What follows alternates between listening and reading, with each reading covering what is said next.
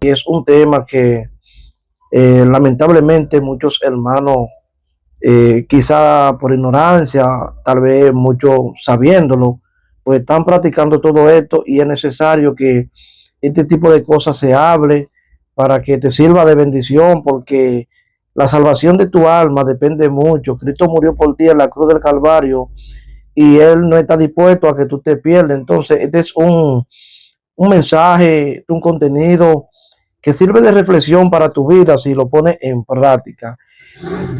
¿De qué se trata el contenido? Bueno, vamos a hablar de lo que es el chisme dentro de lo que es la iglesia de Cristo. Donde hay personas aquí en la tierra, Satanás muchas veces lo mueve a que practiquen este tipo de cosas. Y a veces estamos practicando este tipo de cosas en nuestro diario vivir, muchas veces no nos damos cuenta. Créeme que yo en algún tiempo también lo practiqué y la palabra de Dios, la Biblia, me confrontó y eso me ha ayudado, por lo menos me he esforzado para no practicar este tipo de cosas, porque esto es algo que nos puede condenar toda una eternidad en el lugar de tormento, en el infierno, en el lago de fuego.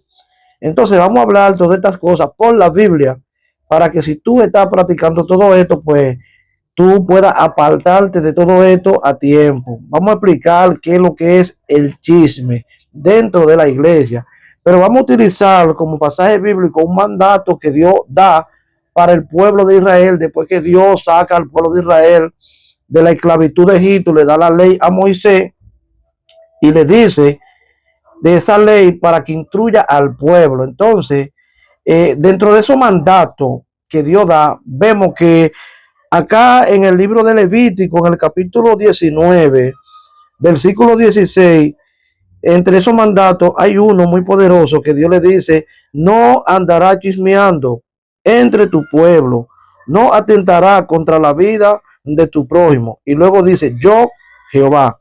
Es decir, Dios está hablando aquí, por eso dice: yo, Jehová. El chisme es algo que no debe de estar en la vida de un creyente.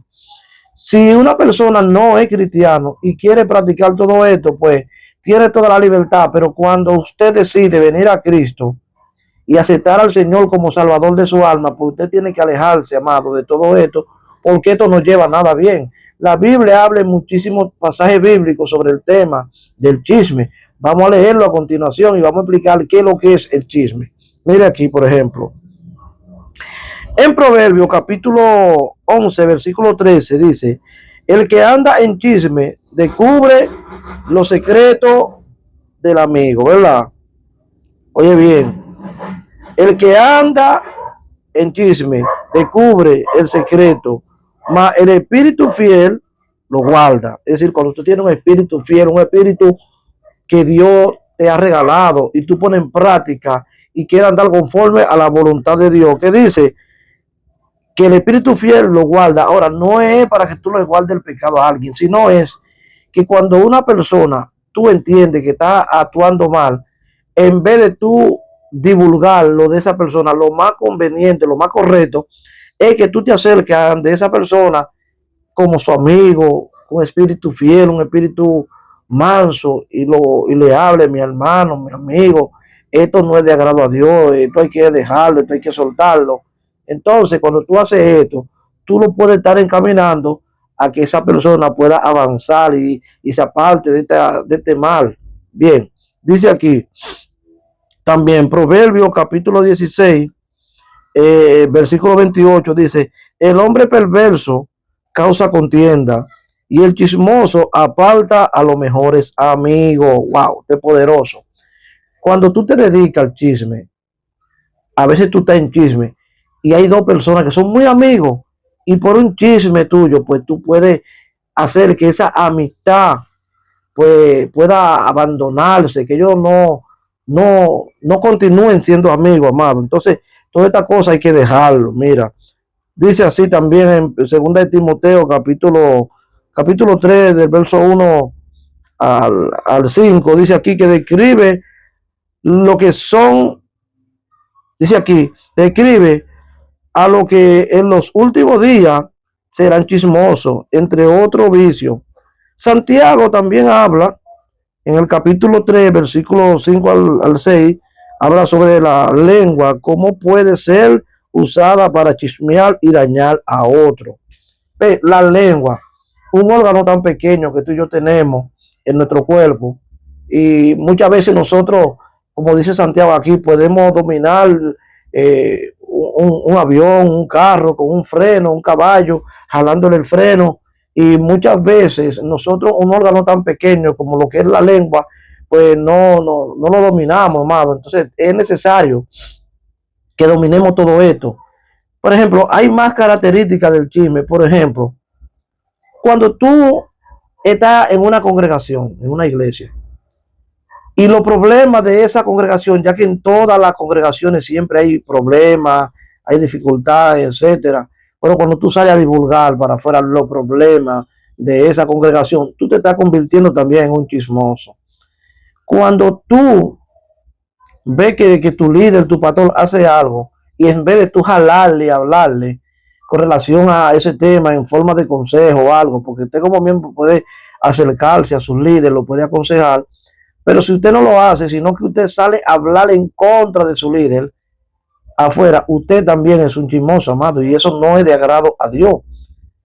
Cuando usted ve algo en su hermano, la Biblia me enseña a mí que usted tiene que jalarlo a sola y hablar con él.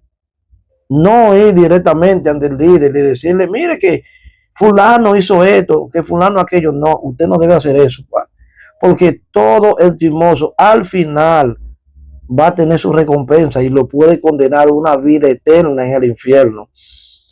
Entonces, cuando Dios utilizó el pasaje aquí en Levítico, en el capítulo 19, verso 16, que dice, no andará chimeando entre tu pueblo, es porque Dios que nos formó, que conoce cada uno de nuestros órganos, que conoce hasta cuánto cabello tenemos en nuestra cabeza.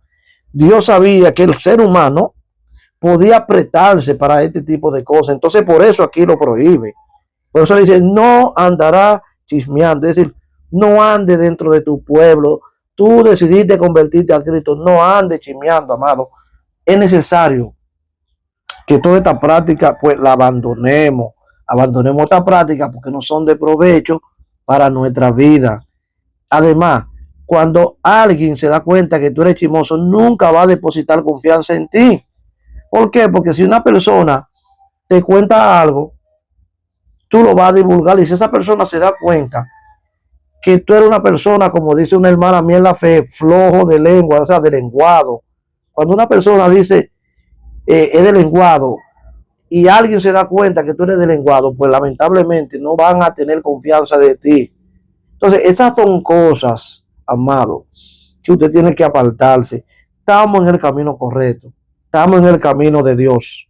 Entonces, si eso es algo que usted no está haciendo, debe usted pedirle perdón a Dios y apartarse de este pecado que es mal.